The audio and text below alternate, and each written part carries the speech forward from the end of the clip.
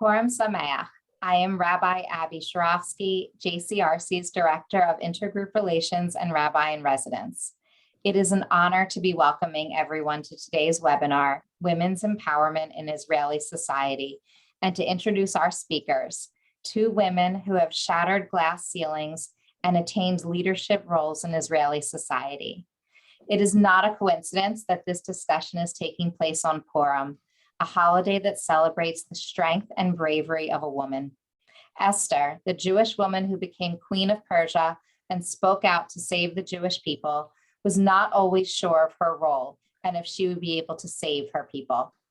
A turning point in the story happens when Mordecai is asking Esther to speak to the king. Esther doubts herself and her power, and Mordecai tells her, "Who knows, perhaps you have attained royal status for a situation as this." For Esther, it was what she needed to hear to move forward, speak up, and advocate for her people. I think about this line often, especially at moments that are challenging. Perhaps we are in our positions of power to make the change that is so desperately needed in this moment. Sometimes we just need to hear it from others. Use your power for good and lift up the people around you. Today's speakers are change makers and leaders, two women who embraced the moment, spoke out, and are helping shape Israeli society. Sarah Evron is the first woman to become the CEO of the Religious Kibbutz Movement, a mission-driven community, agricultural, collaborative, and religious Zionist movement, which encompasses 24 communities and over 15,000 people from all around Israel. Sarah made Aliyah with her family from the UK and served in the Nahal Brigade of the IDF. She joined Kibbutz Saad in southern Israel and serving successfully in numerous leadership and managerial roles on the kibbutz and in the Israeli educational system. Sarah is married to Asher, and together they have 5 children and 10 grandchildren.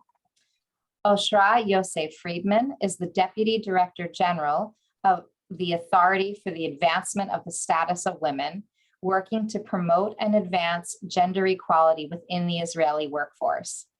This is one of the highest ranking positions within the Israeli government to be attained by a woman of Ethiopian descent. Oshra was born in the village of Ozba in Ethiopia. She's the youngest of 9 children, and she immigrated to Israel as part of Operation Moses when she was 7 years old. She served as an officer in the Education Corps of the IDF, has a bachelor's degree in criminology and human resources from Bar Ilan University, a master's degree in the field of immigration and social absorption from the Rupin Academic College, and is currently studying for her doctorate in education and leadership at Haifa University. Our moderator today is Guila Franklin Siegel. Guila is the Associate Director of the JCRC and leads our agency in its extensive education outreach and advocacy efforts. An attorney by training, she has over 20 years experience in Jewishly grounded community relations and social justice work. Prior to joining the JCRC 5 years ago, she was the founding director of the Tikkun Olam Women's Foundation of Greater Washington, which supports programs advancing social change for women and girls. She is a frequent writer on topics related to American Jewish life, and her columns have been published in the Washington Post, The Forward, the Jewish Telegraphic Agency, and other media outlets. Please note, there is a live transcript of this program available at the bottom of the screen. Guila. Thank you so much, Rabbi Abby, and Chag Sameach to everyone. Happy Purim. I hope everyone has had and is having a wonderful holiday. And I am so thrilled to be here today with Oshra and Sarah. I first met Oshra and Sarah when they were here on a Gesher leadership delegation and had the opportunity to dialogue with them and the other Israeli leaders on the delegation. And I said right away that I wanted to be able to bring them to our community here. And I can't think of a better day to do that than Chag Purim. Even amidst the joy of the Chag, our hearts are still heavy knowing what the state of the world is right now and what people are enduring in Europe and with the war between Russia attacking Ukraine. And we know that this is a very important issue. Israel is a very important player on this. So I would be remiss if I didn't start off our discussion by holding that up.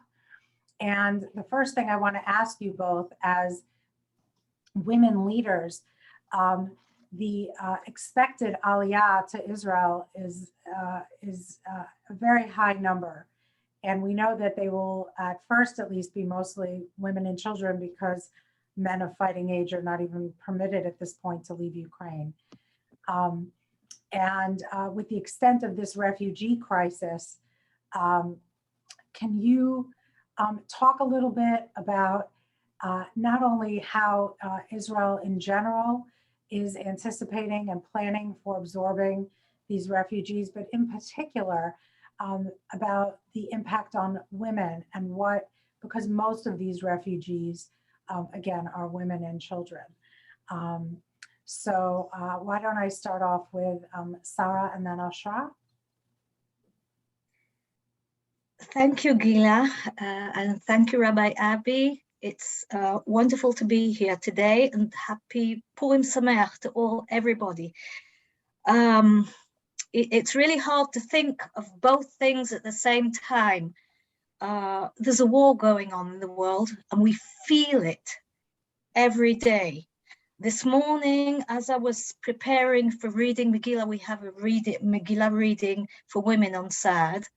And as I was preparing for the reading of Megillah, I was at the same time on a discussion with the special force of the Kibbutz Movement, with a Jewish agency, etc. 15 people dedicated to working together with hundreds of other people, preparing for the immigrants, refugees, olim, whatever, are coming to Israel. Women from the Ukraine with children are already arriving, and people are opening their homes and their hearts, but there are so many questions of how are we going to get ourselves organized in Israel, because we know people are coming, we know people need homes, we know people need shelters, and I am part of a bigger group. I'm really a small person in this big group that is trying to be very practical. Where can people sleep? Where can they put their head and be hugged and find a hot meal and somewhere to stay and take care of the kids? And we also realize that people are coming from the war. And it's not only that the men are staying behind, it's war. Some of the men might not survive. People are coming, families are coming from the war and they're traumatized. It's hard and it's not going to be easier. Another central thing that is being said here in Israel today is that there's going to be a big aliyah from Russia. Things are very unstable there and very worrying. And part of the what's going on today in Israel is getting ready not only for people from the Ukraine, Jewish and non-Jewish, but also people coming in, Olim Chadashim from Russia, by the thousands. It's not happening tomorrow, but it's coming very soon. So that's Purim for me is being on web, trying to get people together on practical help and celebrating. For a long time we haven't had a real Purim, and here this year we've been having a real Purim. So we Jews are experts in holding two competing truths in each of our hands, and this holiday is no exception. And what you're saying is both heart-wrenching and comforting in some way, that we know that these refugees, especially the Jewish ones, can go to Israel. And this is why the magic of Israel exists and why we support Israel. And there's something very, very powerful about that. And I think Natan Sharansky spoke about that last week when he said that going to the border and saying that you're Jewish used to be a problem, but now it's not a problem, it's a positive thing, because you know that your people are waiting for you and that you will be able to make aliyah to your homeland. So Oshra, can you talk about in your capacity, especially in terms of integrating those women making aliyah into the workforce and into society and getting them the childcare and the assistance that they need, everything that they need? So I would just add to what Sarah said, because I think that besides the fact that NGOs in Israel and the Israeli citizens are really volunteering and helping and adopting in any way they can to help to those families who is coming, whether they are Jewish or not Jewish, is really remarkable in my opinion. And I really adore the fact that we know how to give back when we need to do that. And I will say that I'm also proud of the Israeli government with different ministries that are working hand to hand to hold the fact and help those new immigrants where they are coming and to see and find solutions where they're going to live, how they're going to help them with education and welfare. And I think for a long time, we have been waiting to see how people are working together, even though it's, is governmental, there is a lot of politics. But I think for the first time, we do see those departments are working together and help them. I have to say that in every time there is a crisis or war, the most effective by being hurt is women and children. And people don't take that as something that they have to handle when they are trying to help to refugees. And I think for us as a country, since we have been learned over the years with new immigrants from all around the world, I think we have the most experience in order to do a very good job. Are we doing it right away? And are we doing it in 100%? No, but we are learning. And I think by doing what we are doing, we also learn what not to do at the same time. And I have to say that in my personal opinion, not in my position, it's really painful for me to see all those pictures around the world going and showing how women are going to be hurt and abused just because they don't have anywhere to go, and how they will do anything to help to their children. And I have to say it's painful. And I adore the fact they left everything behind and they asked to have a shelter in Israel, and Israel assists them. But I also feel like we have to do more than what we are doing today. And I do believe that we are getting on that part too. Shortly, in emergency case, I think we are doing the best. I mean, it's not normal the days and the hours that people are working in order to do something about it. And you know what?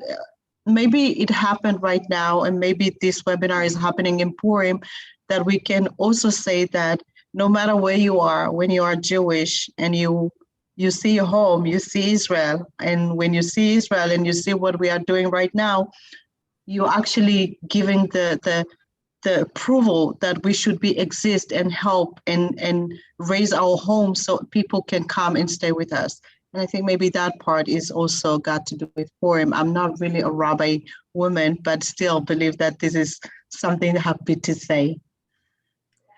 Thank you. Thank you, both of you. And I know how hard you have been working, and so many of your colleagues. And I just wish you only success and fortitude. And as you chizuk, as you do this work, because it is has to be done in such a rapid way and in such an intense way. responding to what's happening on the ground. So this crisis comes on the heels of another crisis, a multi-year crisis that the whole world has been engaged in, the COVID pandemic. And I wanted to talk a little bit about how the pandemic has impacted women in particular in Israel, and how the government has responded, how society has responded, and what the particular needs continue to be and the particular challenges continue to be. Oshra? I believe that COVID was the worst thing that can happen to women, especially on the frame of workplaces. Because I believe that most of the businesses that are owned by women have been shut down almost immediately. Most of them are small businesses, they are not really big ones. And when you are a woman and most of the things that you had to handle is by a woman, taking care of the kids, that the system of education have been closed, there is no transformation and everybody has to stay at home. So they have to resign from work, and which means they will be the first to be hurt and the last to go back. So if we were working in order to close that gap, now it's just enormous. It's not something that it's going to happen in 1 year or 2 years to be able to close.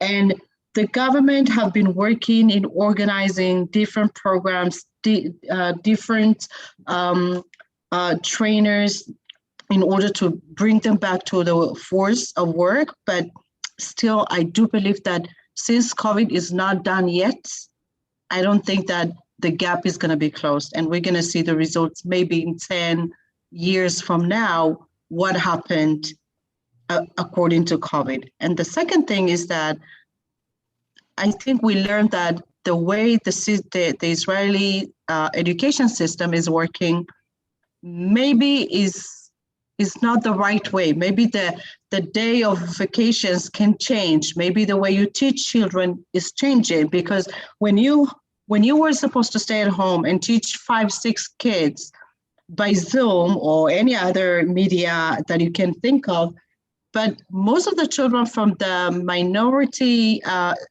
committees don't have any computers. What are you going to do with them? How are you going to force them to study? So the gap with education is also going and growing. And I think for the first time, well, you know what? I have to stop to say first time because it shouldn't be first time. But we saw on 1 month in crisis that we are able also to solve those kind of problems as government offices, as municipalities, authorities, and we have been giving away any solution that we can. Are we satisfied with that? I don't know. We have to see, and we have to wait and see what happened with them later on. But COVID was the worst case that happened to women. Violence, the numbers of violence has been growing up fast. The solution was really slow.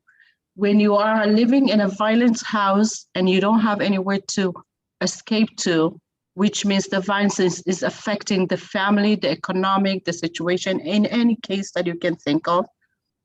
And I think on that fact, we have learned that not just the numbers raised up, but also finding different solutions and being helped by NGOs and any other groups or association that will be able to work very fast in order to give those kind of solutions. But we saw in a very pointed local point of views that women have been heard and children have been heard really fast on COVID. I think as a government, we also learned that we have to be prepared to have programs in crisis, in this kind of solutions, in this kind of situations, so we can have a very fast solution, not just to wait to have discussion. We have to have programs in our drawer that we can pull off, update it, and give it to the government, so they will be able to give the budget and work it out in the field. And since we have learned that, I think I hope we are not going to have next time, but if we will, we might be able to be prepared. Thank you. Sarah? I totally agree with Oshra. everything you said, Oshra, is things I see and I saw in everyday life in Israel, in our communities. If I think of women in Israel in COVID, they were hurt the worst. Women stayed home. Our businesses, those who had businesses, they're small businesses, so they were first to close down. Many women have jobs that in places that closed down, and they were the first to lose their jobs. When families had to make decisions about who goes and who stays, then sometimes or very often, women were those who stayed home because they bring the smaller income. Another thing I saw and still see is families that have young kids, and if you have your family with young kids and you stay home for weeks and weeks on end, because every time a different kid has COVID, or the kindergarten they are in is open or closed, so the younger families at the beginning of their careers lost at least 2 years and maybe more. Right. In the beginning of the way, and I personally have. I'm not 20 or 30. I've done the beginning of my career, but I look at my daughters and the generation of people between the age of 20 and 40, and those are very precious years, and they stayed home with the kids, and the women are multiple in what they're doing. They're with the kids at home, and they also teach on Zoom or try and do what they're supposed to be doing in the office when the office and the work happen from home, and it's really hard and challenging. The only light I can bring is that communities were a really strong part of what we discovered works. That means where we could make communities work and communities bring support, then when the government brings solutions, the solutions can reach communities and reach people easier if the communities know how to be effective. So training people how to do the communities and how to speak to each other and give empowerment to each other is really important. And I'm really, really worried about the young families, especially the young women. Right. As Oshra said, 10, 15 years down the road, we'll be seeing the effects. So everything that you both have been talking about is about women generally. But Oshra, you touched on what I think is a very important topic, which is how these issues play out in minority communities across Israel, both Jewish and not Jewish, from Haredi, ultra-Orthodox, to Ethiopian, to Arab. And we know that there's been, as you said, this escalation in violence that we've seen across the board, but especially in the Arab community. How has COVID in particular impacted those communities? What is being done to reach women and reach the men in those communities as well? So I have to say that, you know, in those communities, I think the first work that we had to do is because when COVID happened, people thought or talking, you know, by the media that they are not working together and they are not hearing they are not keeping the rules, they are not keeping the health, and they are affecting everyone and stuff. And it's created kind of stereotypes. And we thought that, I have to say, in our authority, we thought that it's a wrong way to use it, because you see one thing and you assume that it's happening with the whole community, and it's not right. So the first thing that we did is we arranged kind of a Zoom event asking for the women to join us, because we thought that a woman is having more ability to affect on the community in the right way, because they are kind of agents of change, you can call it. And when we were talking and understanding, well, they are not on that position at all. For them, they are doing everything that they can do, and they can actually talk to the community and ask them to join with the rules and the, let's say, with the advancement that the Israeli government is doing in order to join and fight COVID as everybody else. So that one thing that we found out, there's leadership, there's a woman leadership with the Arabs community and the Haredis community, which we actually knew before. But it seems like the whole society doesn't really recognize that fact. And the second thing is that we thought that if women used to lose their jobs and staying at home, and in the Arab community or the Haredi community was kind of upside down, because with the Haredi community, the women's, most of them worked, not the men, okay? They went to yeshiva, to the kollel, and the woman used to go out to work. Now she has to stay. So if she was the only one who was supporting the family, now she doesn't have anything to do. And what does that mean? It means that she needs to leave the work and stay at home, and nobody's actually assuring her that she will be able to go back to work, which means if we were going further with that community for 5-10 years, now we're going backwards. How are we gonna fix that? And with the Arab community, most of them, even if they didn't work, but those who did work are having the same situation too.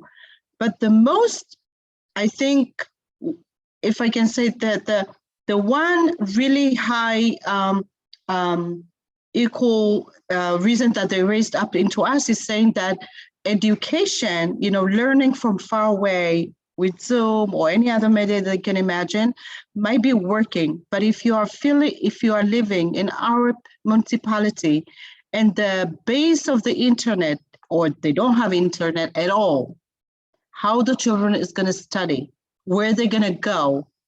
And you can see some villages or municipalities up north moving to another city, let's say Tiberias or the Kinneret area, and sitting at the mall and doing their homework. It doesn't make any sense at all.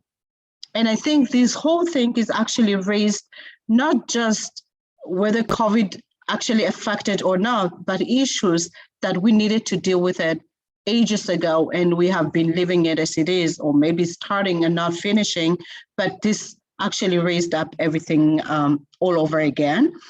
And I also think when you're talking with the minority group, you have to talk about culture, how you deliver the message with the right codes, how you speak to the leaders, how you join everyone to work with you together, and how you are not thinking that, even writing a post in Hebrew without translation, this is a huge mistake. I mean, why you are assuming that Hebrew is the first language to everyone?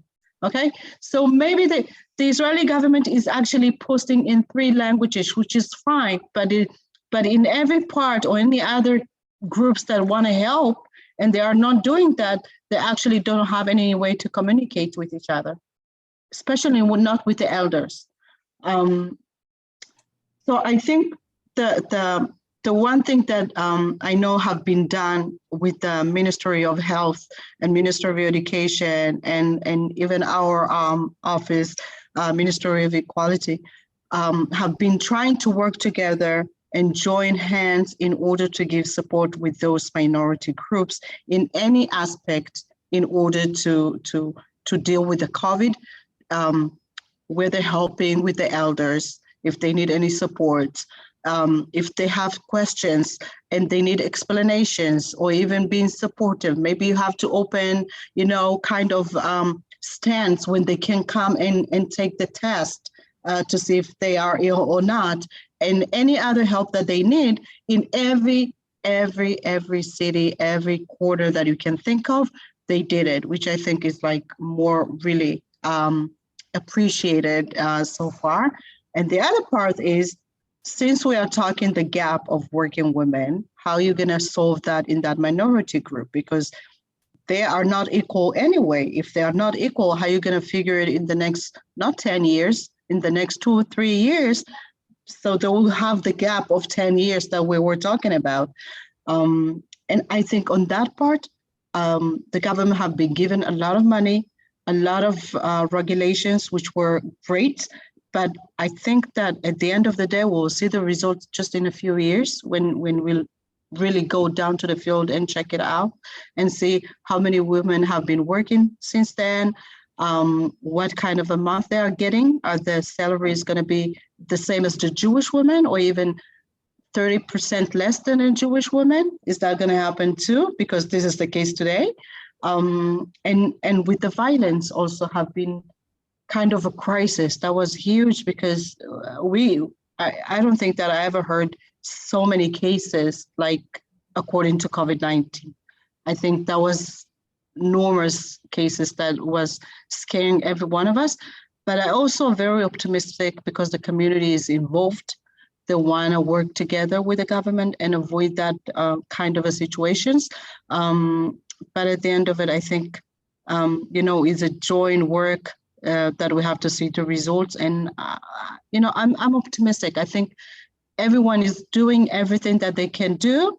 But when we see it in a few years, I think we'll see if we did good or not. That will be the judgment. It's fascinating. So much to parse through there. Sarah, do you want to chime in? What I can bring into this conversation is something that's happening in the Orthodox Dati communities, where the COVID brought out the opportunity to do things in different ways. Big communities had to split their Batei Knesset, the shuls, into smaller communities, and all sorts of very interesting things that were happening quietly as a fringe suddenly did their outing. And you could see different groups of people getting together, taking responsibility on religious life. And instead of having big communities praying together, we split up into lots of small communities. Because Israel has easier weather, I can see outside your window is it's snowing, but in Israel most of the year round you can pray outside.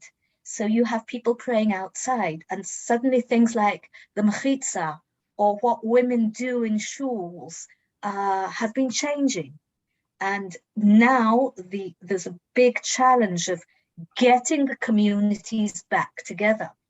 And when we go back to the shul, what kind of community, praying community and studying community and Jewish communities will we be having? In the Orthodox communities, there's a big discourse about that.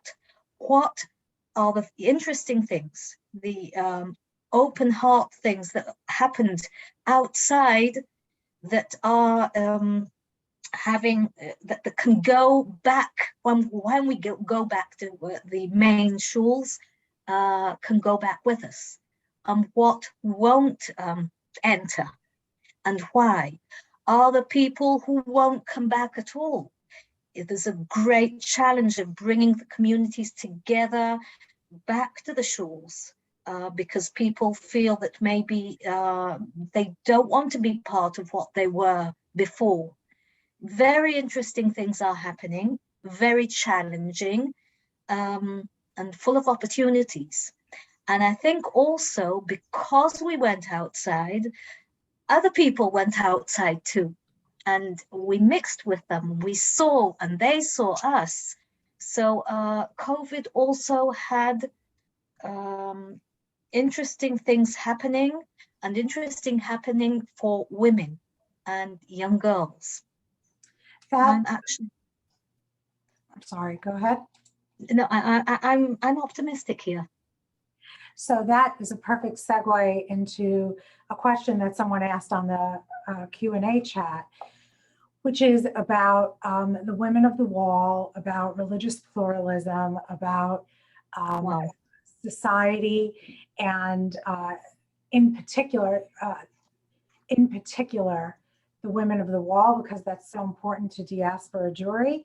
And when you talk about you seeing them and they seeing you, and it also ties into another question that I have, because obviously the fate of women of the wall is very much tied up with politics and government. This new governing coalition has a record number of women serving as ministers. And so putting those pieces together, what do you think, and what do you see on the horizon as far as not just women of the wall, but religious pluralism, and what the impact of having so many women at high levels like Oshra will have on the status of women in society, both in terms of religious pluralism and in terms of other issues? So kind of two questions folded in there. Good luck, Sarah. Wow. This morning we had we had the reading of the Megillah for women, and we've been doing this for over 20 years. No, maybe not 20 years, close to 20 years on certain. When we started, we were one of the first groups in Israel that did it, that women got together and we learned how to read Megillah. We learned Tameh Mikra, and we were one of the really first groups in Israel to do it. Today, when you go on web in Israel and you go on your Facebook, especially if you're, you know, the Facebook takes you to the friends of your friends. So there's so many posts today of women reading Megillah all over. Anywhere you put your finger on the Facebook, you'll find someone who is reading a Megillah or part of, and it's really exciting. Things are happening in Orthodox communities, and not only in the other parts of conservative or whatever groups in Israel. It's really important things. And I think the most important thing, when I posted my post this morning, one of the women said to me, listen, Sarah, the most important thing that was happening there, that we had the young girls were reading the Megillah, and you didn't have to worry about that. That was so great. This year, I didn't read myself even one chapter. I was there holding the Megillah and not reading myself because the young girls took over. And it's heartwarming, and I'm so proud of them. We've been going, walking slowly, and I hope safely. And the Nashot HaKotel is an issue because as a religious person, as an Orthodox person, I feel I have two different kinds of feeling. On one hand, I say I don't want my what I call Avodat Hashem, the worshipping of Kadosh Baruch Hu, to be something that offends anyone. On the other hand, it can't be that people who want to do Avodat Hashem their way, and we agreed in Israel, at least many of us agreed in Israel, that there should be a place where it can be done, won't have the opportunity to do it. Personally, and not only personally, also as part of the society I belong to, I come to the Ezrat Yisrael in the Kotel Ma'aravi. I don't come on Rashi Chodashim. I was there on Hanukkah, lighting Hanukkah candles with the Reformed movement. I'm not Reformed, I'm Orthodox, but I said I want my friends to have a place, and I'll be there lighting the candles with my friends. And on Yom Ha'atzmaut, I was there reading the Megillat Atzmaut for the same reason, because I think that even though we have different ways of doing our praying, we should find a way to do it. There should be a place for everyone. I feel really bad that violence is there as part of the discourse, and I find it really difficult to be part of the women who come on Rashi Chodashim, because there's violence there, and Jerusalem shouldn't be a place of violence. Kotel Maravi shouldn't be a place of violence and controversy. We should find ways to do things that aren't controversial and come to agreement. If the fact that there are more women making decisions round the table of politics, I'm not sure. Maybe it will bring a new discourse. I'm not sure, because some of us go to very extreme parts. It doesn't mean, if you're a woman, doesn't mean you don't have extreme views on some things. And we're not, all of us women, when we bring our thoughts and what we want to do, we're not always so mild about things. Sometimes also we go to violent places, and we have to be careful. Though when you have women together on the same issue, sometimes the fact that we're mothers and sisters and homemakers brings something else to the table. And I told Oshra knows and Guila knows that near my home, I live in Kibbutz Sad. It's near the border to Gaza, and we have meetings of activists, women from all over Israel, and we don't agree on many things. Some of us are right wing and some of us are left wing, and we meet as mothers and sisters, calling for the return of the soldiers that haven't been brought back home from the war in Gaza. And we realize that on both sides of the border, there are mothers and sisters and daughters. And maybe that will bring a difference. I think we have a long way to go. And sometimes if we don't think about what brings us, makes us different, but what brings us together, makes it easier to talk about things. That was a long one, but No, that was good. Very wonderful and very true. And I feel similarly about the power of bringing women together as mothers and sisters and daughters. And so, Oshra, I turn to you in terms of the fact of women in government, because there's always this push and pull. Do women bring something different to the table? I can tell you what Sarah was saying about women waging peace and at the border with Gaza.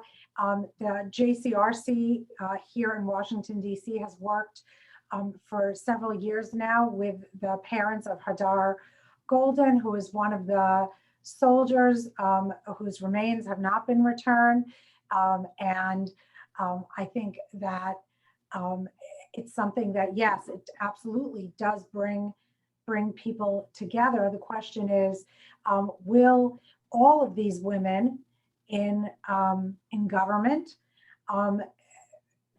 cause the powers that be to look at society's problems, at public policy problems, at political problems in a different lens?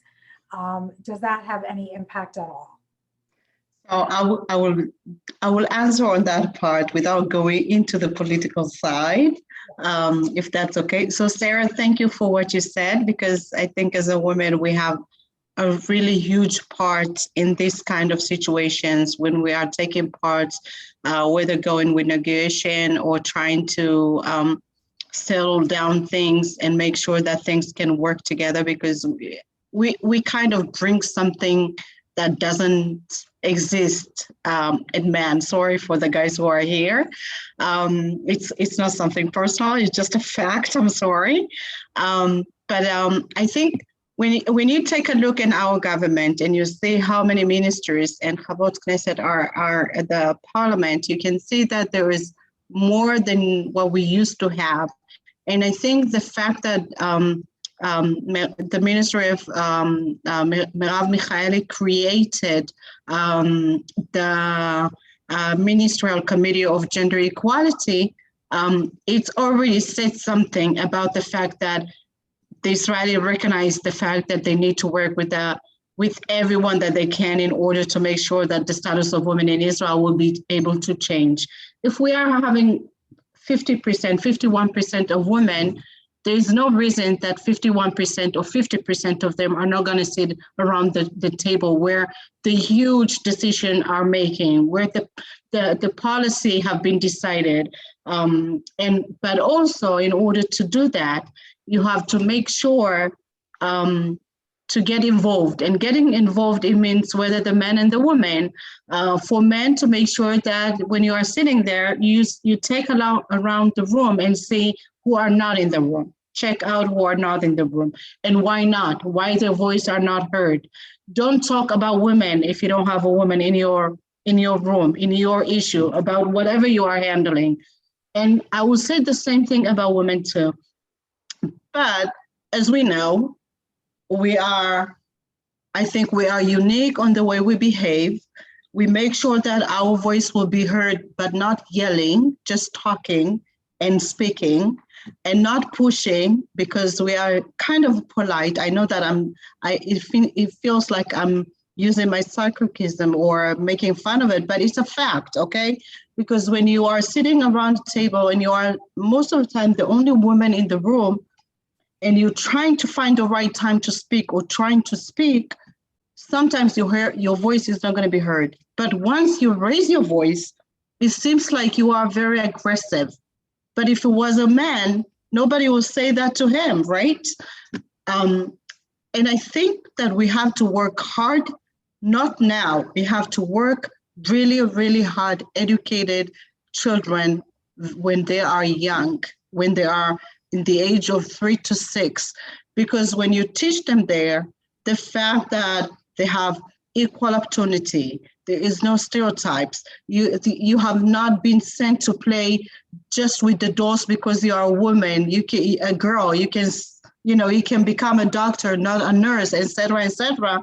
And you can see that the climb of the class and the garden is also showing that your dreams can come true, because there are more leaders who are women and also men, not just, when they put the pictures at the school and say a leadership week and there's only one woman, maybe there's only one woman on that wall, who is basically Golda or Ada Yonat for the last few years. But there is more than that. And I also say, put the pictures not just because they are known, inspire women who are doing things that you are not familiar with, and they are from different societies. Put an Arab leadership, in Ethiopian, and any other thing that you can think of. And children can learn and see and adopt in the next few years and make the change, because education is everything. You take out all the stereotypes, you take out all the things that you could, shut down for them from the beginning, and you open their mind for the things that they can do. And I also say that I think since the government have been chosen in the last few years, I can see that they are really open-minded in order to promote gender equality. I can see that in decision makers that we are trying to do, whether it's a rule or any legal issues that we are dealing with, programs that we want to establish or support. And I think even the budget, the way they see the budget is also looking at it on the eye of a gender, which is new thing, the things that didn't happen even before that. And I think there's people to talk to and work with. And I think it's by the numbers because there's more women on that part. But I also think that even the ministries who are men are open-minded because they see, you talk to them because the only thing that you need to say is that you are a son of, married to, a mother of, and all of them are women, right? You want the best for them, right? So take a part, take a lead, and make sure that you are taking part in order to lead this thing. I know that the numbers of CEOs at the Israeli government in different offices is not the numbers that we wanted to have, but the numbers are even higher than what we used to have before that. And I think since the last 2 years, I'm at the government for 4 years now, but in the past 2 years, we have been, I think, done a lot since, ever. But I also know that we have a long way to go and a long way to work. And in this part, I would say, yes, we need the man to take a part and take a lead. And we want them to be part of, because most of the researches that you can read, and I really address you to a McKinsey research that have been done over COVID-19 the last year, saying that each firm that had their management woman who is managing with them actually earned more. Does make sense, right? And the CEOs are actually responding to the fact that they prefer to have a woman in their management because they know that they deal things that they are not able to deal by themselves. So it's good for the organization in the society part with the diversity part, but also economic part. So you have these all three things, make sure that you open the door to more just one woman, because don't be satisfied just because you have one. As an Ethiopian immigrant, I would say that every time I'm asking why you don't have more of those, and they say, well, I have one, it's enough, right? I did my diversity parts. And I also say, there is 160 Ethiopian Israelis in Israel. One of them is not really presenting everyone, but you know what? Raise my case on that part. And another thing is that I say also to us as a woman, yes, demand more, what you're worth, go for it. Don't stop dreaming, don't stop pushing, don't stop fighting, and make sure that you have your goals and you are working for them. And yes, the road is hard, but trust me, with the right shoes, with the right people around you, you will make it. So inspiring and so fascinating. We only have a couple of minutes left, and we have time for one more question that was put in the chat. And so I will ask this, and I will throw it to Sarah. Can you discuss the impact of the chief rabbinate, the Rabbanut, on women, specifically about Agunot? The Masorti movement is egalitarian. Women of the Wall is Orthodox and doesn't allow men and women praying equally together. I don't know if that's completely true, but can you talk about the Agunot and the Rabbanut? The Agunot is one of the most hard questions in Judaism, and it's something that hurts me. I'm part of a group that is called Dim'at HaShukim. I don't know if you've heard of it, but it's headed by a group of women and men that are trying to find solutions. And as it's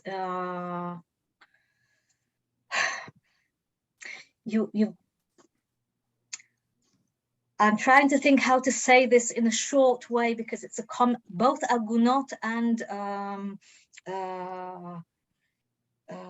the other word. Mesuavot get. No. Mm-hmm. It will come to me. These it's a hard issue, and there has to be a way to find solutions. And I think we're not doing enough. I'm part of a group of people that are trying to do more, and I know that we're not alone. It's controversial. The Rabbanut in Israel is under great criticism. Some people support it, some people are against it, and there isn't one voice here. So I would ask people, I would ask you listening to me today to realize that in Israel, not everybody thinks the same, and not everybody agrees with everything the Rabbanut is doing or has been doing. And many people think there should be a change. Some people say you should change halakha. Some people say halakha is something that has to walk with, lalechet, with the metziut.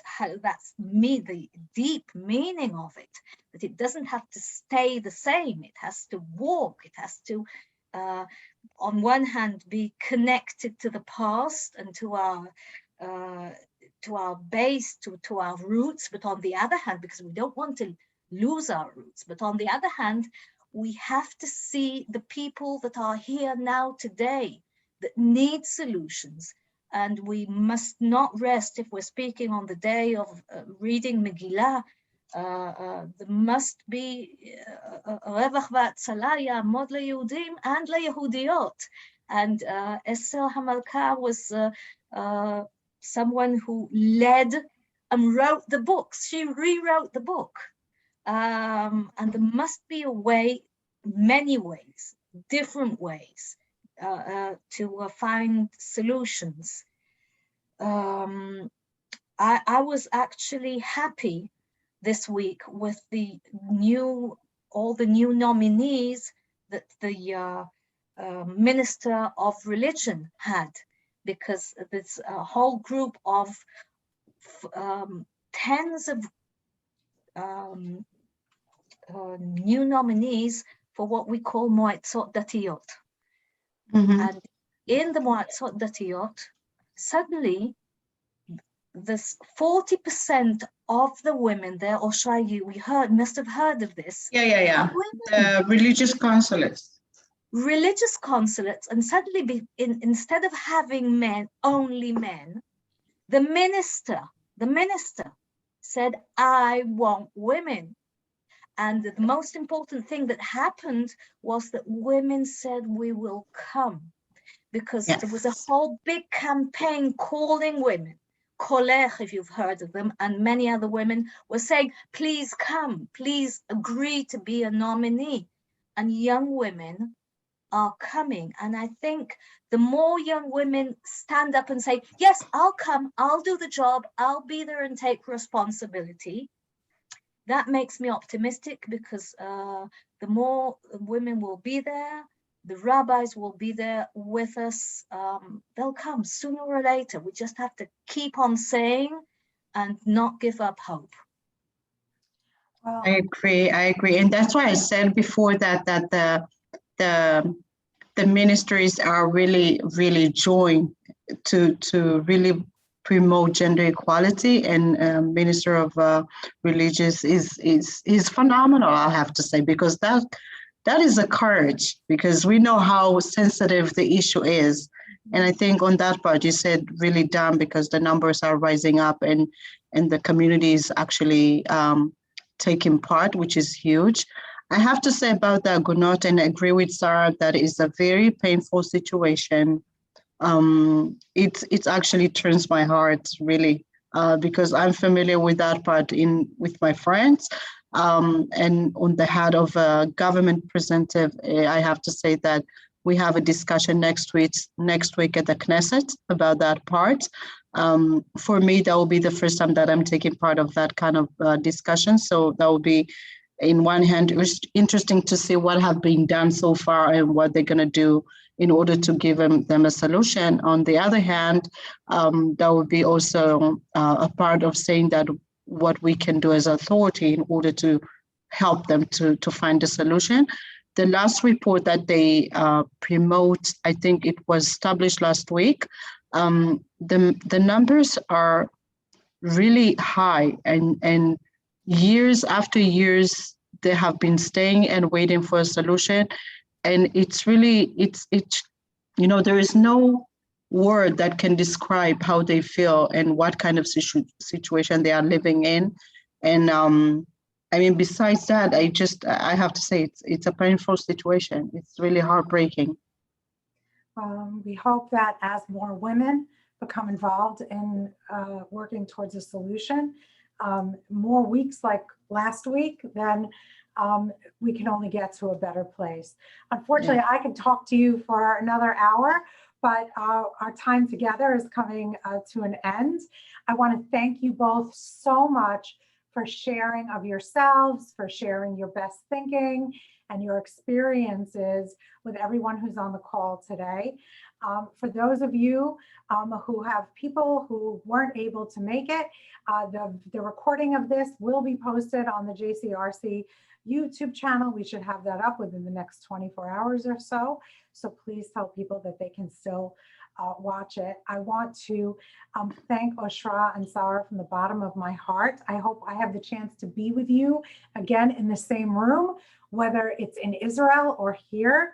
And I also want to thank our co-sponsors for this program, Gesher first and foremost, the Jewish Federation of Greater Washington, and the Embassy of Israel for co-sponsoring this Purim program with us.